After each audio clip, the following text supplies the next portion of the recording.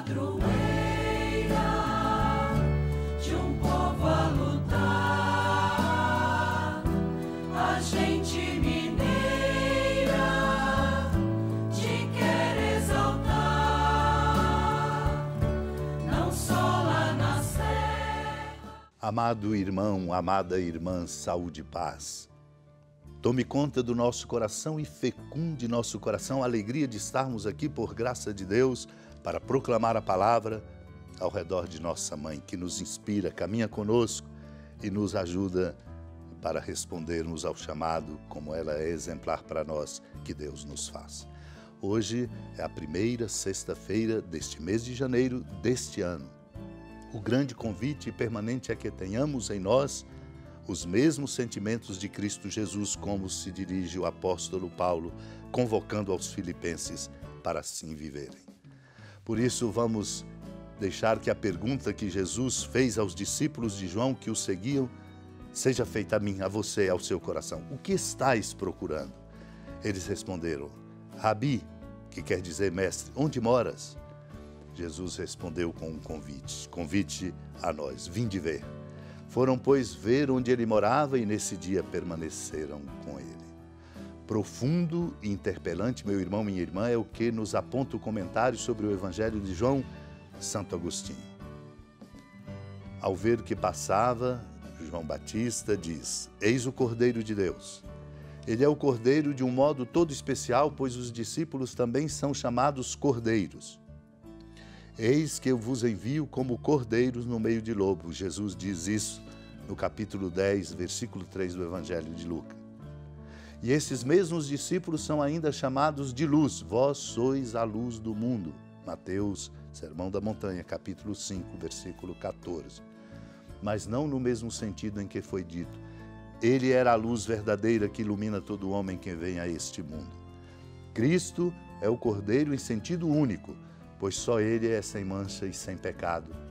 Não porque suas manchas tenham sido retiradas, mas porque nele jamais foi encontrada mancha alguma. De fato, qual é o significado do que João afirmava do Senhor? Eis o Cordeiro de Deus. Não seria o próprio João também um cordeiro? Porventura não era um santo e o amigo do esposo? Mas Jesus é o Cordeiro de Deus de uma forma única. Pois somente pela singularidade do sangue daquele Cordeiro que é Jesus é que os homens puderam ser resgatados. Observemos o que aconteceu. João diz, eis o Cordeiro de Deus. Os dois discípulos ouviram falar e seguiram Jesus. No entanto, eles ainda não o seguiam em caráter definitivo, pois isso só aconteceu quando ele os chamou para deixarem a barca. Naquele tempo, João estava de novo com dois de seus discípulos e, vendo Jesus passar, disse, eis o Cordeiro de Deus.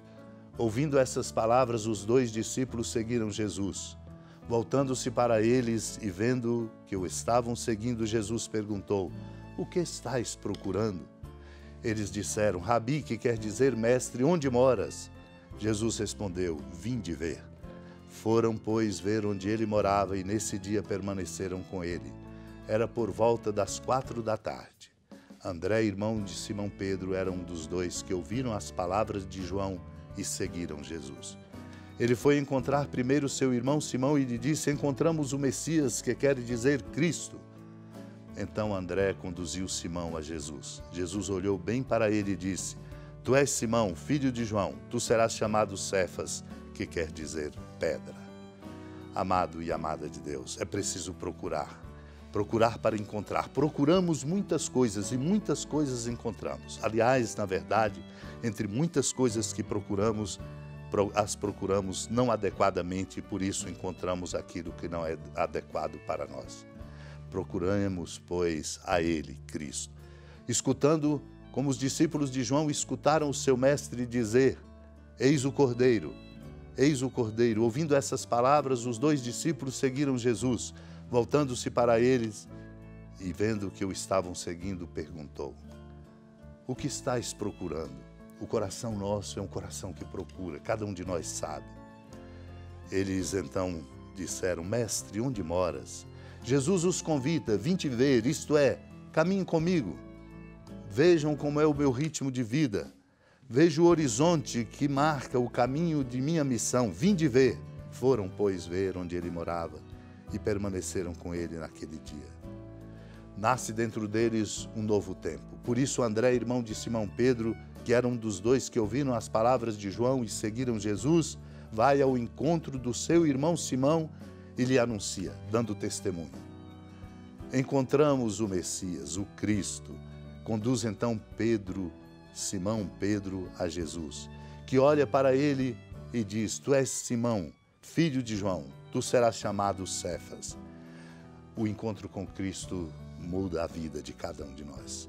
Somos então chamados a compreender e viver à altura da grandeza de nossa filiação a Deus, nosso Pai, como sublinha nas sentenças São Máximo Confessor Abade do século VII. O Verbo de Deus nasceu, segundo a carne, uma vez por todas, mas pela sua bondade e condescendência para com os homens, quer nascer sempre espiritualmente naqueles que o desejam e que o procuram. Quer tornar-se criança que vai se formando neles com o crescimento das virtudes e manifesta-se na medida em que pode compreender o quem o recebe. Se não se comunica com o esplendor de sua grandeza, não é porque não deseje, mas porque conhece as limitações das faculdades receptivas de cada um de nós. Assim, o Verbo de Deus revela-se sempre a nós, de modo que nos convém, e contudo ninguém pode conhecê-lo perfeitamente por causa da imensidade de seu mistério de amor. Por isso o apóstolo de Deus, considerando com sabedoria a força desse mistério, diz: Jesus Cristo é o mesmo ontem e hoje e por toda a eternidade. Ele contemplava esse mistério sempre novo que nunca envelhece para a compreensão da inteligência humana. Nasce o Cristo, Deus que se faz homem, assumindo um corpo dotado de uma alma racional. Ele por quem tudo que existe saiu do nada. Amados e amadas de Deus, supliquemos a graça desta compreensão, para que, tocados na mente e no coração, nosso testemunho seja qualificado. Unidos, amada Mãe Maria, supliquemos confiantes. Senhora da piedade, Mãe Virgem do Cristo Deus. Lembrai-vos, ó piedosíssima Virgem Maria, que nunca se ouviu dizer que alguém daqueles que, tendo recorrido à vossa proteção, implorado a vossa assistência e reclamado o vosso socorro, tenha sido por vós desamparado. Animado com igual confiança, a vós recorro, ó Virgem das Virgens, e gemendo sob o peso dos meus pecados, me prostro a vossos pés. Não desprezeis as minhas súplicas, ó Mãe do Verbo encarnado, mas dignai-vos de as ouvir propícia e de me alcançar o que vos peço. Amém. Feliz padroeira de um povo a lutar, a gente mineira te quer exaltar, não só lá na serra, tu és esplendor de toda esta terra, também és fulgor. Amado irmão, amada irmã, com alegria do Santuário Basílica da Padroeira do Estado de Minas Gerais, a Senhora da Piedade, que da sua casa de clemência e bondade nos acompanha e nos abençoa do alto da serra, magnífica arquitetura divina, a bênção de Deus, amor misericordioso.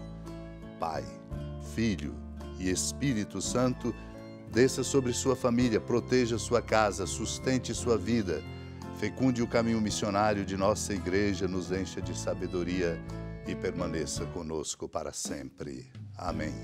Feliz padroeira